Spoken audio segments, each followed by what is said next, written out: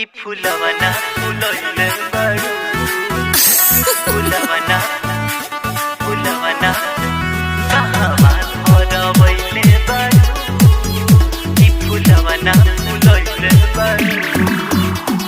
Kamlesh recording studio Mohammadpur.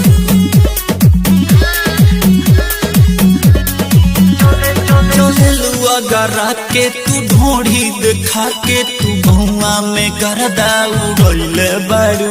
चलेलुआ गरा के तू ढोढ़ी देखा के तू भुआ में गरदा उड़ले बारू। कहवा धरवइले बारू ई फुलवना फुलइले बारू। कहवा धरवइले बारू ई फुलवना फुलइले बारू। धरवइले बारू ई फुलवना फुलइले बारू।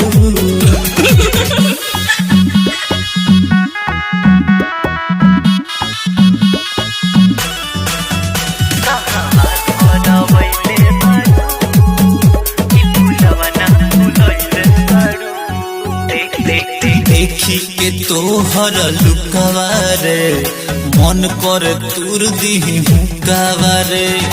देखी के तोहर लुकवा रे मन कर तुर दिही हुक्कावा रे।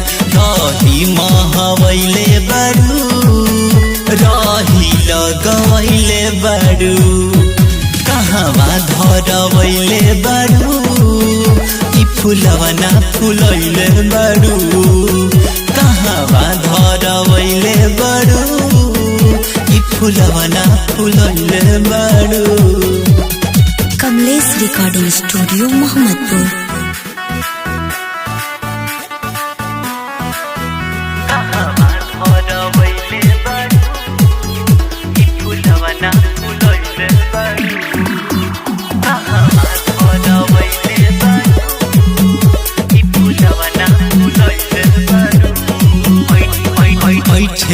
काहे जवानी में चलो पिछुआरी बगानी में। ऐठेलु काहे जवानी में चलो पिछुआरी बगानी में। कहाँ कहाँ छुअइले बारू मोहर मरवइले बारू।